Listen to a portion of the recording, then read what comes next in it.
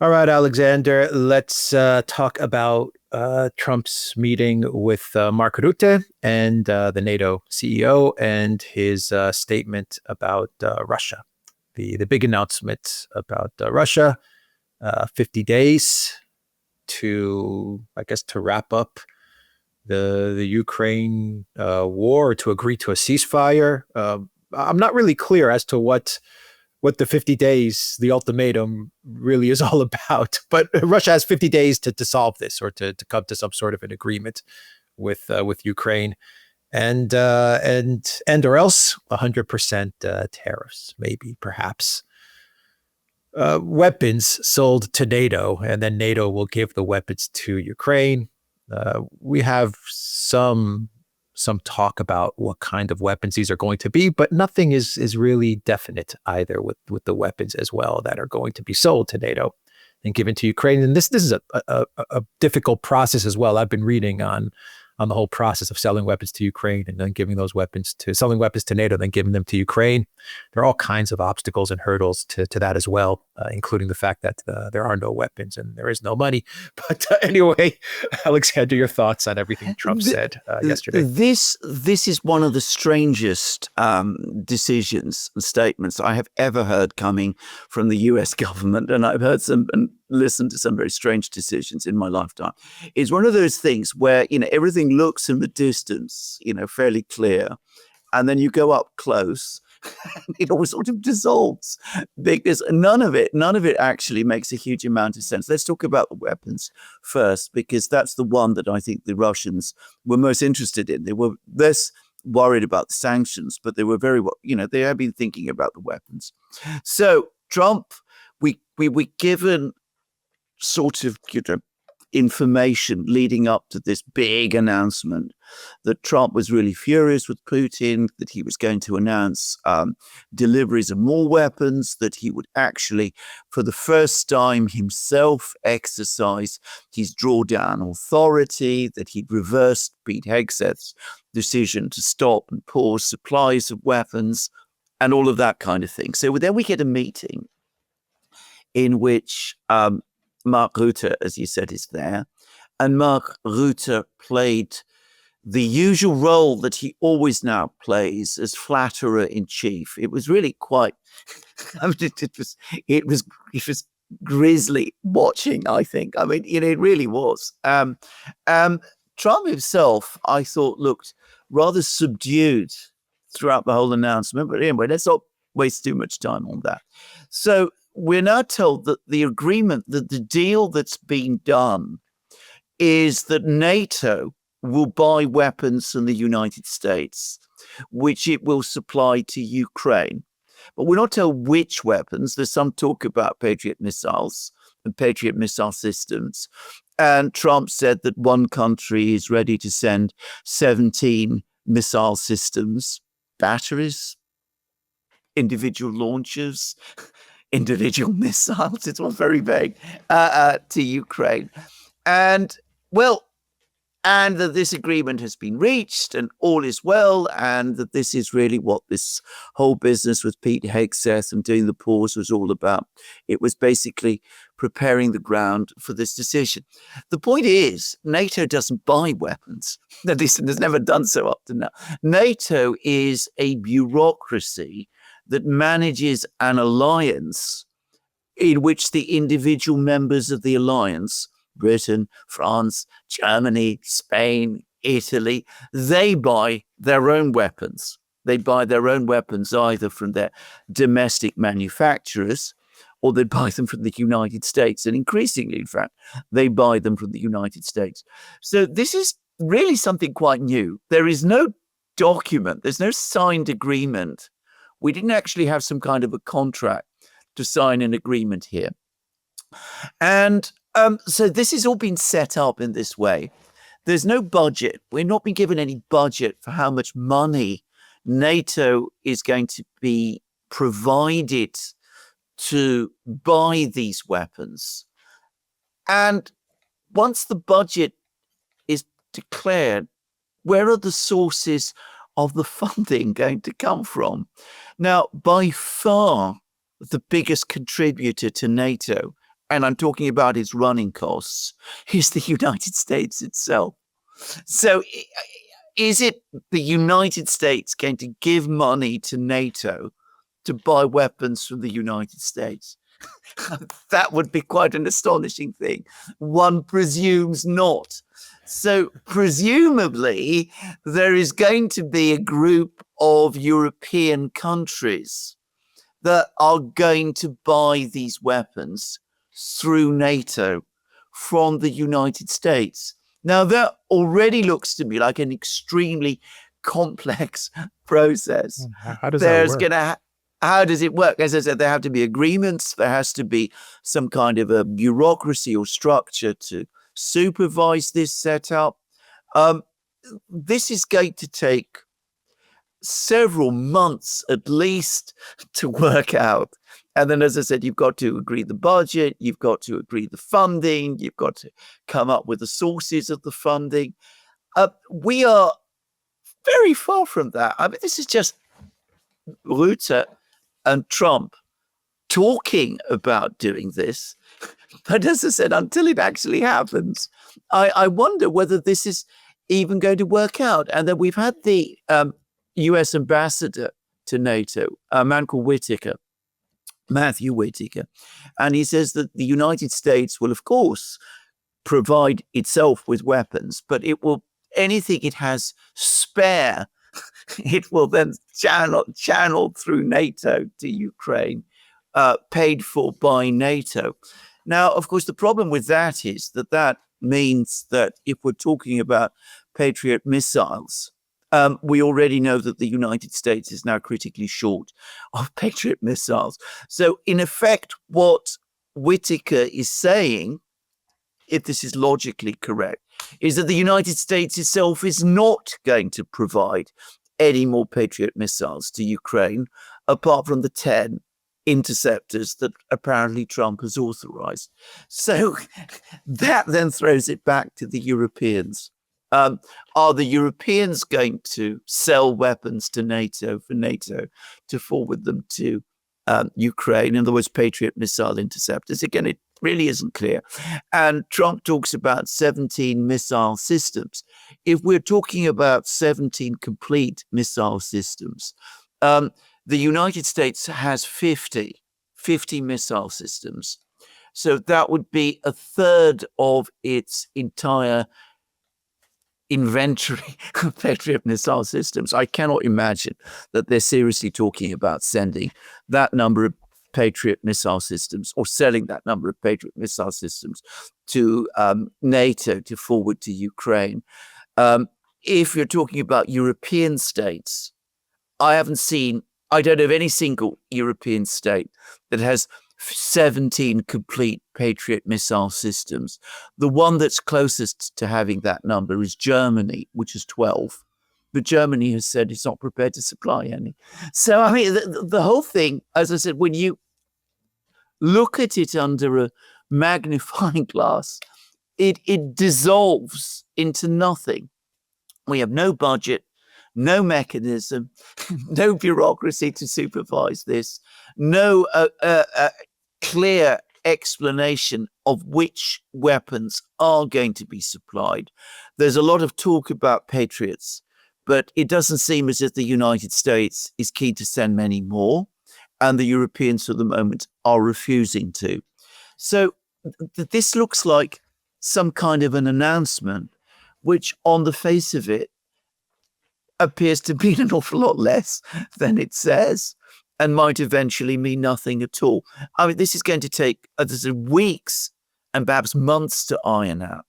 And until we have an idea of what the actual mechanism is going to be, none of this makes any sense to me. Now, there's just one further point I want to make here, which is, of course, if European countries wanted to buy weapons from the United States to transfer to Ukraine, what stopped them doing it? I mean, they could have done that any time over the last 3 years. Obviously, the United States can restrict the onward sale of weapons to Ukraine its own weapons to Ukraine. But it's difficult to imagine that the Biden administration would have done that. And I've never heard that the Trump administration would not be willing to do that either, at least in terms of certain categories of weapons.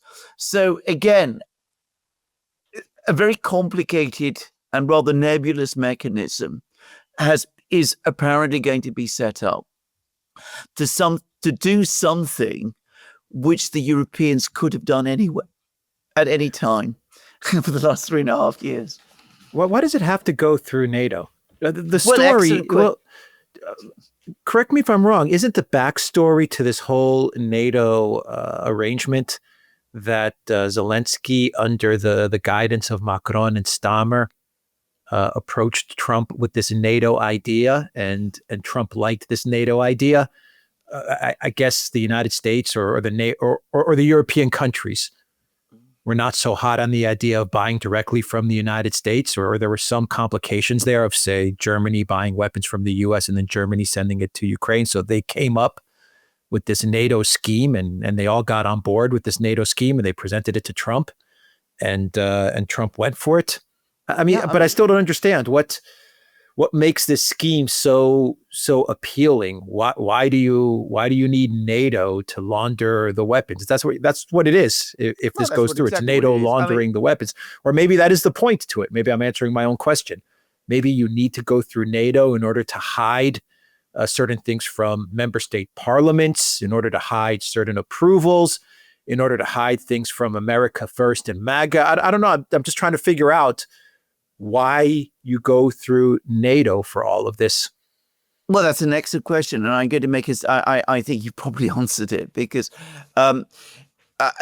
logically, if you were going to start sending weapons to Ukraine, the Europeans are going to start buying weapons from the United States to send to Ukraine.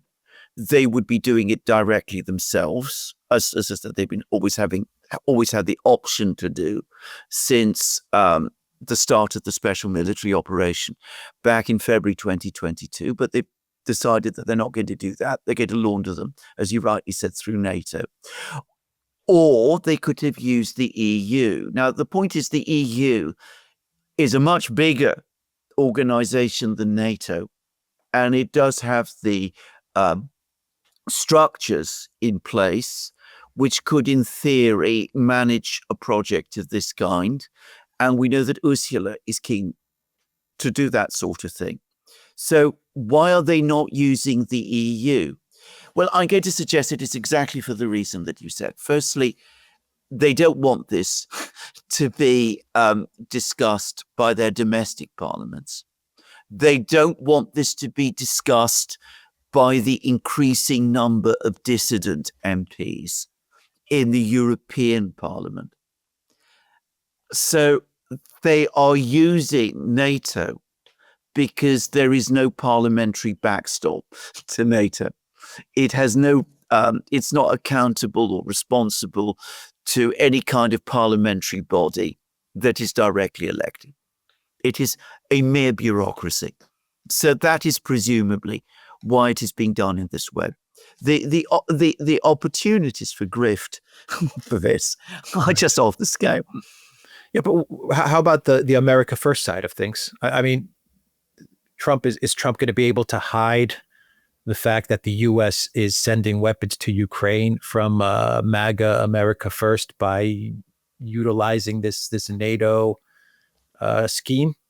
I mean, that's how he's presenting it. You know, Biden gave weapons, but I'm selling weapons. So yeah, I know. I remain true to America First. Actually, I think even David Ignatius, in an article that he put out on the Washington Post, even said that the Trump strategy is to remain aligned with America First by saying you're not giving weapons, but you're selling weapons. That's how they're trying to position this. So they're not breaking from the America First MAGA promises that they made in the campaign. Well, absolutely. But can I just say again, the United States funds NATO. I mean, I think something like 70% of its funding comes from the United States. So if the proportion of funding remains as is, then the United States is going to increase funding from NATO so as to buy weapons from the United States, which means, in effect, that the United States will be paying for these weapons that NATO is supplying to Ukraine. Now, presumably, that isn't going to happen, but it nonetheless remains the case that the weapons are going to continue to be sent to Ukraine through an institution that is closely integrated into the globalist deep state structures in Washington, and which much of the MAGA base doesn't like. And they don't like these weapons transfers anyway. And they're making that already very clear. There's been an article about this, by the way, already in the Federalist, saying that they are not happy about the fact that there's all this talk of further weapons transfers to Ukraine. So if this is an attempt to pull the wool over the eyes of the MAGA base, I think it underestimates them, actually. And I think this has been part of a pattern that we have seen with the Trump White House over the last couple of weeks, actually. They've been drifting into making all sorts of decisions that they need to try and get round their base to do. So they're coming up with these rather complicated arrangements, which I think are going to arouse suspicion and hostility rather than anything. To repeat again, and we come back to your original point, the United States is short of weapons.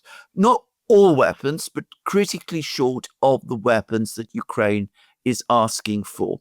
Patriot missiles, for example. And this new arrangement doesn't really address that underlying question. You cannot supply those weapons that are not there. And something really rather disturbing, because you've brought up David Ignatius, so a very, very disturbing piece of information that he's provided is that over the course of the last week or so, and I think this is directly related to the fact that there is a shortage of Patriot missile interceptors, the United States has, or at least some people in the United States, Ignatius says it was Trump himself, but it could have been other people, are saying, look, we can't supply Ukraine with more Patriot missile interceptors. Well, we're not giving up on Project Ukraine. We still want to go on hitting back at the Russians. If we can't defend Ukraine, let's start taking offensive, aggressive action against Russia. So instead of supplying Patriot missile interceptors, which are in short supply, they were now considering sending Tomahawk cruise missiles to Ukraine instead. Now, Tomahawk cruise missiles absolutely do have the range to strike at Moscow, and indeed to locations well to the east of Moscow as well. They could reach from Ukraine all the way to the Urals. So I understand. But this is a strategic system. It is nuclear capable. It would be launched from Ukrainian territory, presumably with American assistance. If you're going to launch missiles all that distance, the Russians would obviously be concerned that these strategic missiles might carry nuclear warheads. Probably 99% they would assume that they were not, but there would always be that 1% doubt. These are, as I say, nuclear capable systems.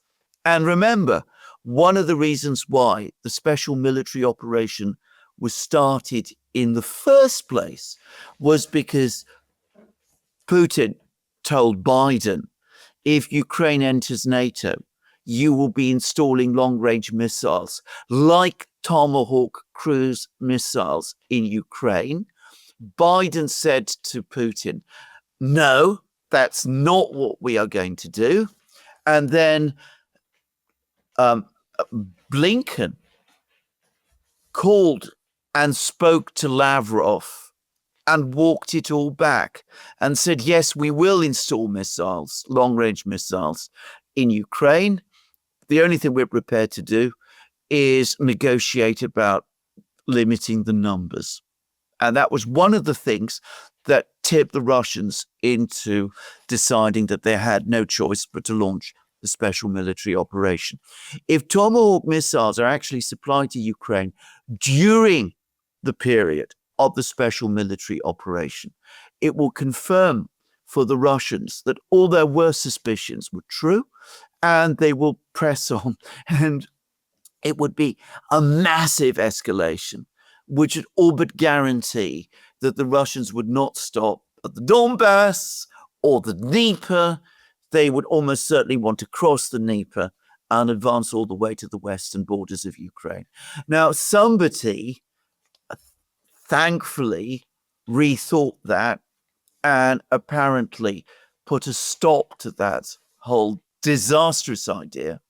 But we now know that there are discussions within the American government about supplying Tomahawk cruise missiles to Ukraine.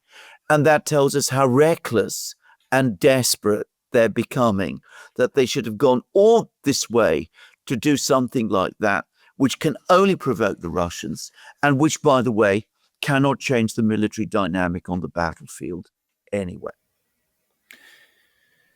The article from Ignatius, it makes it appear as if Trump was ready to green light this. Yes. Which is very concerning. Yeah. That's how Ignatius presents Yes. it. Now, Ignatius, of course, he writes for the Washington Post, but I think it's not controversial to say that when he posts an article, it's basically the intel agencies and the CIA speaking through Ignatius. At least that's his reputation as a columnist on the Washington Post. He writes about the CIA's point of view of things. Is that correct? Absolutely. There are people. That's not a controversial. It's not controversial. Yeah. Okay. So he presents it as Trump getting very close to green lighting Tomahawk missiles in Ukraine. We are getting talk about ATACMS with a longer range, or restrictions being lifted on the ATACMS so that they can hit Russia further into Russia, the range being extended. There's a lot of talk about the JSAM, which has a longer range, being delivered to Ukraine, and of course the Taurus missiles as well. Even though Pistorius denies it, he says there are no Taurus missiles. We will never give Taurus missiles to Ukraine so that they can be fired into the Russian Federation. But we know that Ukraine and Germany are in some sort of a joint venture, and they have this long-range missile, which is very similar, I guess, to the Taurus, but we will not call it the Taurus, and they're going to be delivered by the end of July. So I think it's not difficult to understand that Germany is trying to pull a fast one on Russia and on the world. Yeah, exactly. So I mean that's not hard to figure out. So I mean, what is the situation then with the offensive weapons, and what does Russia do? What will Russia do, and what do they do? Because I definitely believe that there is a large group of decision makers in DC and backed by neocons who are saying, yes, ATACMS with a longer range, yes, Taurus missiles, yes, JSAMs, and absolutely yes, Tomahawks. Do not worry, Russia will not do anything. We've crossed this red line, we've crossed that red line, we did that red line, and they didn't do anything. So just keep on pushing, because we need to hit Russia harder. President Trump, Putin's playing you. He's manipulating you. You need to stick it to him. Peace through strength. You're the strong guy. Even Trump said during the meeting with Rutte, as he was speaking with reporters, he even said that Putin has fooled Obama, and he fooled Biden, and he fooled Bush, and he fooled all of these people, but he'll never fool me, right? So I mean, there's this type of atmosphere, not from everyone in DC or in the White House, but there's this thinking that they need to really hit Russia hard, and there's no fear of any type of Russia retaliation, because there hasn't been a Russia retaliation. No. They're not 100% correct, but they do have a point to a certain extent about Russia retaliation. They absolutely are looking at at how they've gone after Russia and how they've hit the Russian Federation and how they've coordinated sabotage attacks and other terrorist activities that have taken place in Russia. And the response from Putin has been pretty much consistent, which is we're just going to continue with the special military operation as we're doing it. So what are your thoughts on this? Indeed. The first thing to say about this is that going back to the initial point about how this agreement is a very vague one, it doesn't mean that this isn't a very dangerous situation. It is becoming increasingly dangerous. It seems shady, doesn't it? It's shady. Vague, shady. Something feels off. Vague. It feels off. I mean, the agreement itself doesn't, as I said, add up or make any kind of sense. But the sense of urgency to try to somehow bring the situation under control, to hit the Russians, to stop the Russians, is increasing because American arsenals are becoming depleted. There is the sense that this thing is slipping away. There is a military crisis in Ukraine, which we will discuss in a different program. And there is growing alarm and fear that a major American strategic defeat is just over the horizon. So you can see that people are becoming more urgent and more desperate. And yes, the JASSMs, which, by the way, the Biden administration said it would send back in August of last year, and we haven't heard much about it since then. Apparently, it has not been sent, but it could be sent, and it probably will be sent. But it's a stretch whether it can get all the way to Moscow. And I think the Russians would probably have that one under control fairly quickly. The ATACMS has already been attempted. The Biden administration sent something like 500 of them to Ukraine. There's said to be about 18 left in Ukraine at the moment. Trump put a stop to more ATACMS launches, but they could be, used again. But I don't think the Russians are particularly worried about the ATACMS. The Taurus missiles, I have no doubt that they are going to be used. I don't believe what Pistorius is saying. I agree with you that this missile that the Ukrainians are going to start using in a few weeks' time is going to be so similar to the Taurus that it is to all intents identical to it. And I think that that's exactly what we're going to see. But I don't think it is dangerous in that same way. But we are dealing with very angry, very reckless people, very desperate people, because as they see that they're losing the war. They are realizing that air defense in Ukraine is collapsing and that there is nothing that the US can realistically do to reverse that. So their whole plan now is to hit hard, deep inside Russia, to try to equalize the situation and to force the Russians to back down. And they have convinced themselves, and as you rightly say, the Russians, because they have acted with extraordinary restraint up to now, have encouraged them to believe that if they do now start supplying Ukraine with Tomahawk missiles, then the Russians won't respond. I'm afraid this comes back to the old question, the perennial question of why the Russians have not responded quite as aggressively as they might have done. Well, with the ATACMS and the Storm Shadows and the Scalps, arguably you could say that there was no need to, because those missiles were ineffectual. The Tomahawks would be a different matter, because even though I doubt that they would be any more effective than these other missiles have been, they are not just long-ranged, but they are strategic systems. I think the Russians will respond to it. And we now know that the Okhotnik is in serial production, and I would not be surprised if we start seeing strikes against Tomahawk bases in Europe as well, in Romania, for example, and Poland. And I know that this has been discussed in Russia. Ignatius says that Trump was encouraged with the Tomahawk given the strike in Iran. You see any truth to that? To use it in Russia? Yeah. That might be what people were telling him, that it was tremendously effective in Iran. They tell him it was effective in Iran. They're not telling him that it was ineffective against the Houthis, which it was. I mean, the Tomahawk, can I just say, obviously it's been continuously updated, but it is not the sophisticated system that it was when it was first brought into service in the 70s.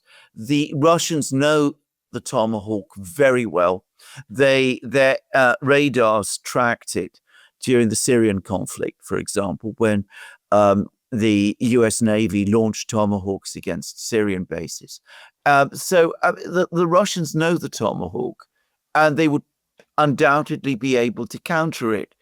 But to repeat again, it is a strategic system, a nuclear-capable strategic system. I think that this is a very dangerous game. If they do this, at the very least, it will push the Russians to drive beyond the Dnieper. But I think that they will probably take even stronger countermeasures than that. All right. Why 50 days? Why this 50-day ultimatum? Okay. Just one theory.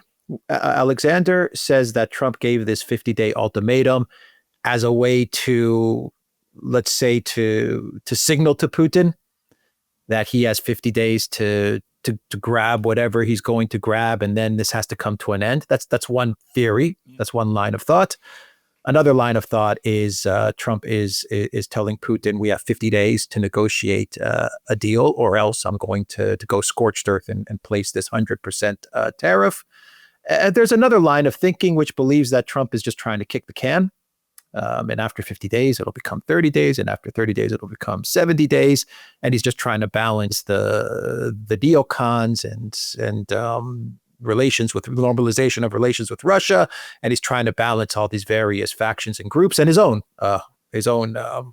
goals of trying to get to some sort of conclusion with this conflict. He's trying to balance all these things out, a Nobel Peace Prize. And so he's just giving himself more time. And finally, Alexander, there is another line of thinking which believes that the globalists are trying to slow walk the resolution to this conflict for economic reasons. They believe that if they can slow walk some sort of a resolution to this conflict, while not sinking the U.S. economy, while not going full speed with 500% tariffs or 100% tariffs, preserve the U.S. economy, cause chaos in the global markets, even in the European economy. Who cares about the EU? Let the EU sink, but also let the Russian economy sink, and the US comes out on top. So that's why they do these 50 days and 70 days and 100 days. And they're trying to create some sort of market chaos, which they hope will bring down the Russian economy. And that will lead Putin to the negotiating table. So, I mean, there's different ideas and analysis as to why the 50 days was put in there, because this wasn't part of Lindsey Graham's 500% bone-crushing sanctions. Why do you think Trump put the 50 days? I favor the kicking the can down the road theory. I'll say straight away. I mean, first of all, that's what the markets think. I mean, the price of oil fell after the announcement. The ruble strengthened. The ruble, by the way, is much too strong for the Russian economy at this time. And this is creating problems in Russia. Russia needs to start softening the ruble, but that's a topic for another day. The Russian stock market accelerated and is continuing to boom as we're making this program. Now, of course, all of this may change, but I think what has happened is this: Trump has got himself into an awful mess with Lindsey Graham and Blumenthal. Instead of telling them back in April, this bill that you are proposing really is not helpful, and I oppose it, and that not only will I veto it, but I'm going to talk to Johnson in the House and make sure that it doesn't get to the floor of the House, which would have killed it. He just did it and played along because he never wants to say no to Lindsey Graham. And this bill has now acquired an extraordinary life of its own, and it's got the support of 80 senators, and it's about to be put to the floor of the Senate, or was about to be put to the floor of the Senate. And Trump has been trying to get Lindsey Graham and Blumenthal to agree to major amendments, which would have allowed the president himself to either to impose these tariffs or not impose these tariffs, and to waive them and to do all kinds of things with them, reduce them, increase them, all that sort of thing. And Graham and Blumenthal said, yes, fine, but subject to congressional oversight, which is what Trump doesn't want. So what he's done is he's preempted this. He said, look, I've got this power to impose these kind of tariffs and these secondary tariffs anyway. So I'm going to exercise it based on my own presidential authority. I'm going to impose the 100% tariffs on Russia, which are completely meaningless. And I'm going to impose the 100% secondary tariffs on other countries that trade with Russia. So we don't need this bill at all. And sure enough, Senator Thune, who is the head of the Republican faction in the Senate, says, well, the president is now acting, so this bill is no longer needed and we can just drop it. So I think this is what this was all about. It was, in fact, Trump trying to get himself out of a problem, which in my opinion is entirely self-created. As I said, if he'd killed this thing back in April, he wouldn't be here. And unfortunately, and I have to say this again, yes, this gives him 50 days. But if things don't work out, he's going to be under a lot of pressure at the end of those 50 days. People are assuming that this 50-day ultimatum is an ultimatum to Putin, that it's Putin is going to be under pressure to get something done in 50 days. Putin is not going to be under pressure in 50 days. Lavrov has just had a meeting with Xi Jinping in China. Xi Jinping has said, we back Russia to the hilt. I mean, that's basically what he's saying. So the Chinese are still going to go on buying a Russian oil. Probably other countries are going to do that too, India as well.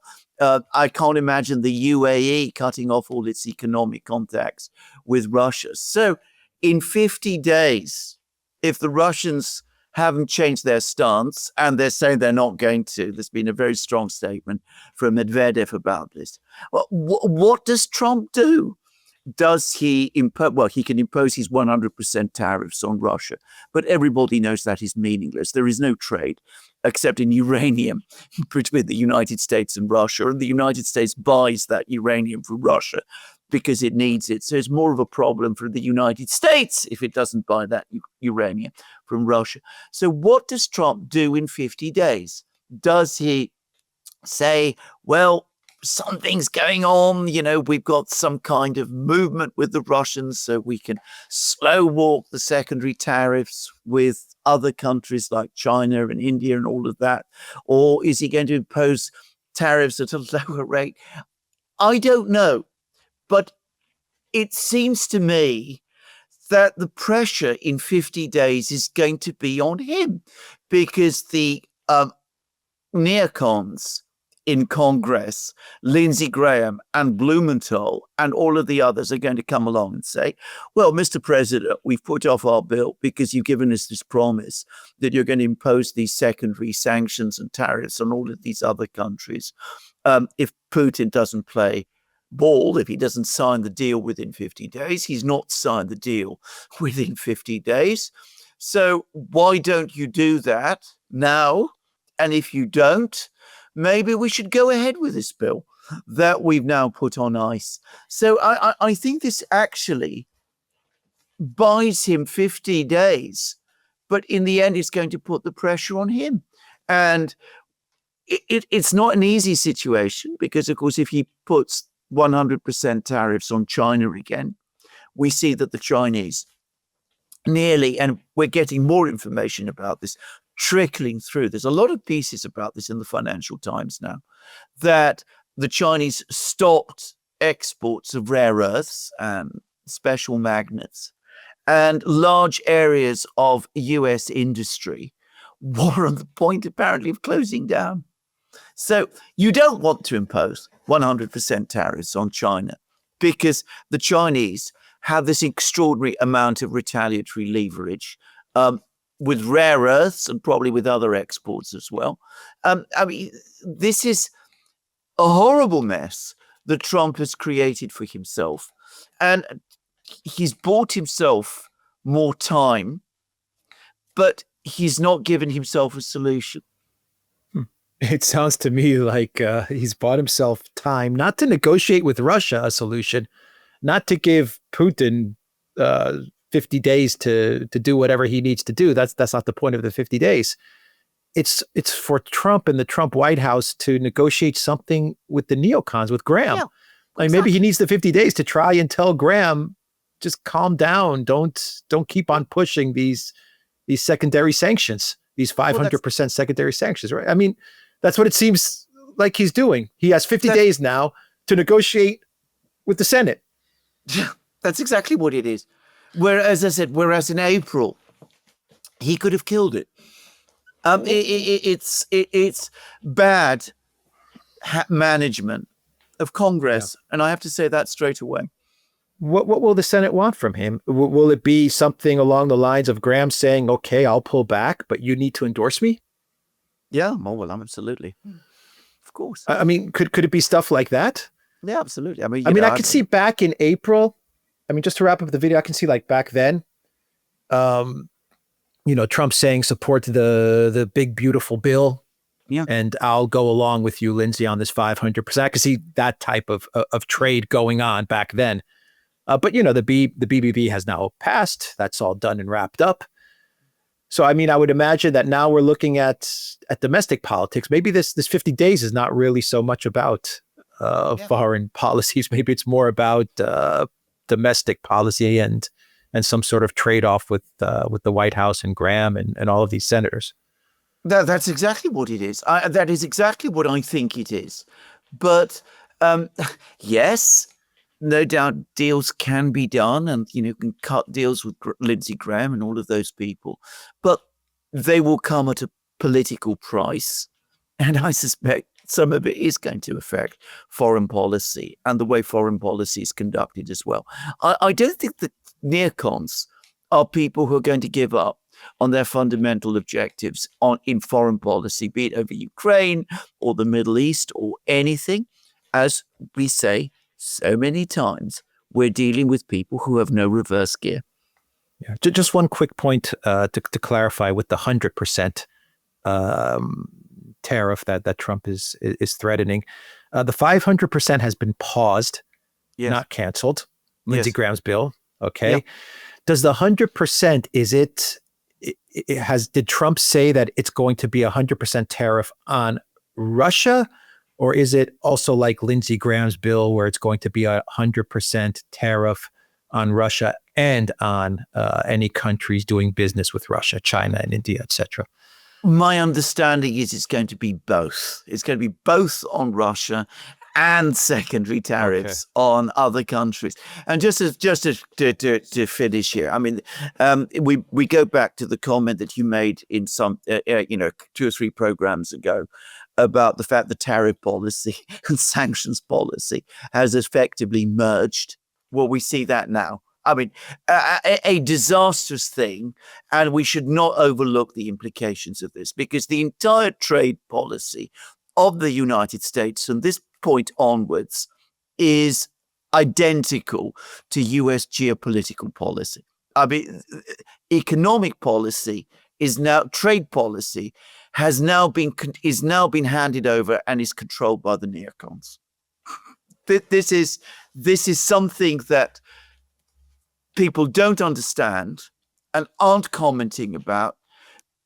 But tariff policy, which was all about protection and about supporting US industry, is now clearly being used to pursue geopolitical objectives. And that is disastrous. It's a huge deal. It's a huge thing, and it's going to have disastrous implications for the United States, and by the way, for the global economy in the longer term. So that is one thing. But the 100% tariffs on Russia are meaningless the 100% tariffs on American trading partners who also trade with Russia, those, I mean, potentially could be disastrous. And the really big ones, the really serious and dangerous ones, are the ones against China. The United States was forced into a retreat when it tried to impose tariffs on China back in March and April. And if they find themselves catapulted again into an economic war with China, well, we've already seen what the effect would be. So, I mean, but never, ever give these people, Lindsey Graham, Blumenthal, all of them, never give them an inch, because they will take a mile. And when they've taken that mile, they'll come back and they'll ask for another mile. And that is the situation that Trump finds himself in today. All right, we will end the video there. The Duran.locals.com. We are on Rumble, Odyssey, BitChute, Telegram, Rockfin, and X. Go to the Duran shop, pick up some merch, free shipping everywhere in the world with your orders on the Duran shop. So check it out. The link is in the description box down below. Take care.